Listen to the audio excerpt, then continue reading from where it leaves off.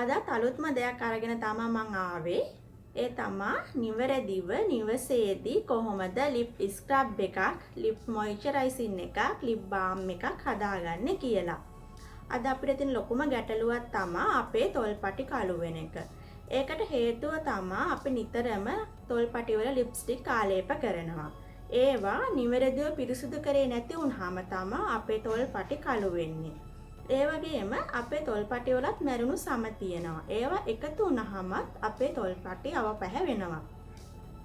ඉතින් තව දෙයක් කියන්න ඕනේ මම මේ beauty tips මමත් නිවසේදී අත්හදා බලලා තමයි ඔයගොල්ලන්ට මේ දේවල් කියලා දෙන්න කියන දේත් මතක් කරනවා. ඉතින් දැන් අපි බලමු කොහොමද lip scrub එකක්, lip moisturizing එකක්, lip balm එකක් නිවසේදී නිවැරදිව හදාගන්නේ කියලා. ඒ සඳහා අපිට බීට්‍රූට් අවශ්‍ය වෙනවා. ඔයගොල්ලෝ කැමති ප්‍රමාණයක් ගන්න පුළුවන්. විටමින් E කරලක්, දෙහි කෑල්ලක්, මී පැණි, ඔලිව් ඔයිල්, Vaseline, ඒ වගේම සීනි ස්වල්පයක්.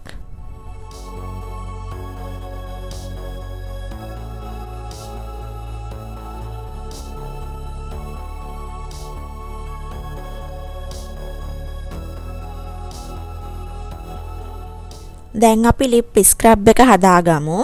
සීනි හැඳි දෙකකට ඔලිව් තෙල් හැඳි දෙකක් එකතු කරගන්න.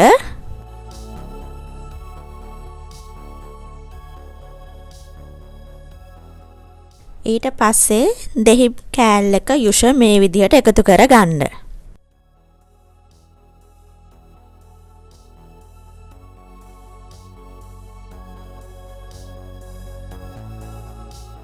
දැන් අපි lip scrub එක හදාගෙන ඉවරයි.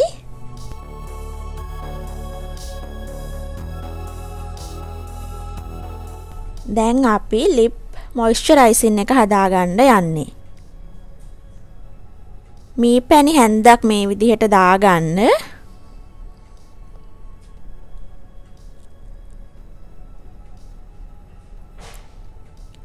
ඊට පස්සේ ඔලිව් ඔයිල් තේ හැන්දක් එකතු කරගන්න මේ විදිහට.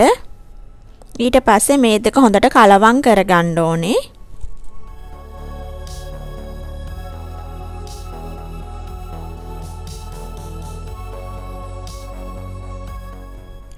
අපි lip moisturizing එක හදාගෙන ඉවරයි.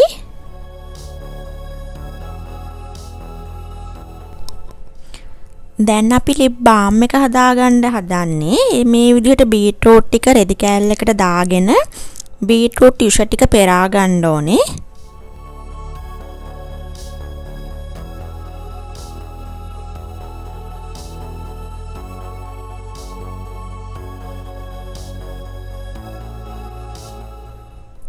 මේ විදිහට පොට්ටනියක් වගේ හදාගෙන යුෂ ටික හොඳට පෙරා ගන්න.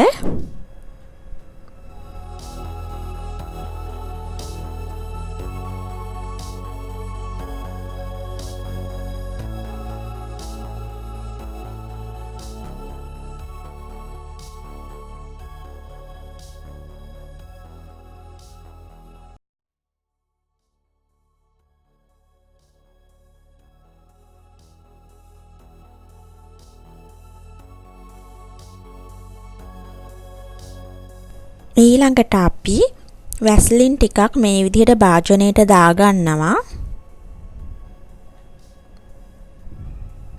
තේ හැඳි දෙකක්.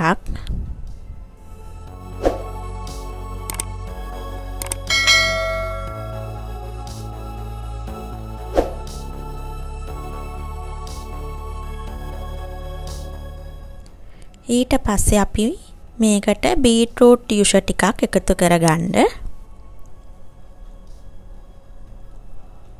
තේ හැඳි දෙක තුනක් ඔයගොල්ලන්ට එකතු කරගන්න පුළුවන්.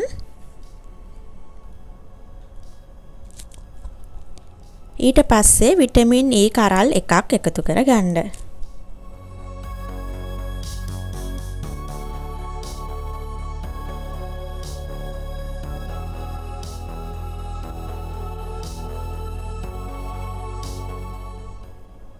දැන් මේ මිශ්‍රණය හොඳට කලවම් කරගන්න.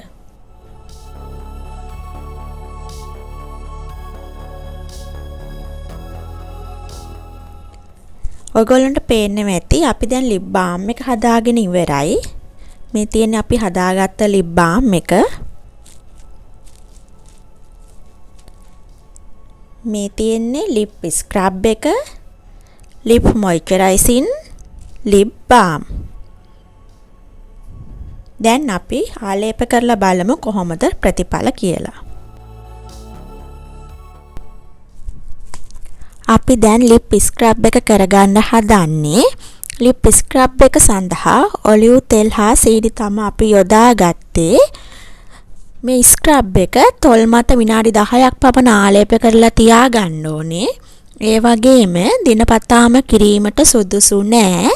සතියකට එකපාරක් පමණ තොල් ස්ක්‍රබ් කරන්න. තොල් වියලීම හා පුපුරා යාම ආරක්ෂා වීමට ඔලිව් තෙල් අපිට පාවිච්චි කරන්න පුළුවන්. ඒ වගේම තමයි සීනි වලින් අපේ තොල් මතු පිට ඇති වියලි සම හා සමේ මැරුණු සෛල ඉවත් කර තොල් ගොඩාක් සුමුදු කරලා දෙනවා. ඉතින් ඔයගොල්ලොත් මේ වගේ lip scrub එකක් ගෙදරදී කරලා බලන්න කොහොමද ප්‍රතිඵල කියලා. ඒ වගේම මේ ස්ක්‍රබ් එක තොල් මත කරලා විනාඩි 10ක් පමණ මසාජ් කරන්න. මසාජ් කිරීමෙන් අපේ තොල්වල තියෙන රුධිර සංසරණය වේගය වැඩි වෙනවා. එතකොට තවත් අපේ තොල් සිනිඳු වෙනවා. ඉතින් ඔයගොල්ලොත් මේ විදිහට ස්ක්‍රබ් එකක් කරන්න.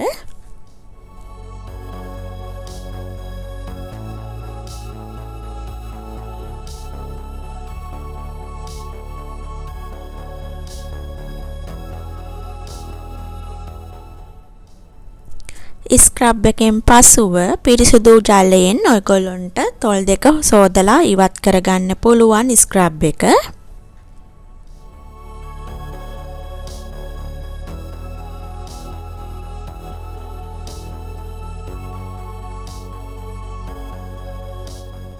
ඊළඟ පියවර lip moisturizing.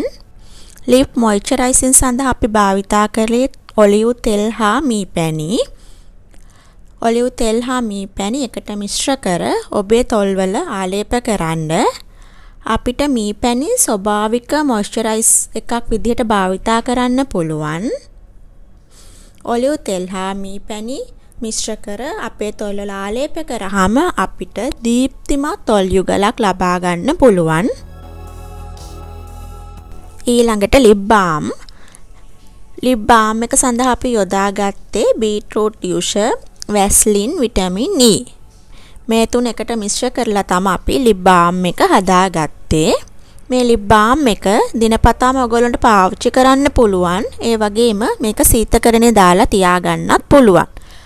beetroot juice වලට පුළුවන් අඳුරු ඌ තොල් දීප්තිමත් කරන්න පුළුවන්.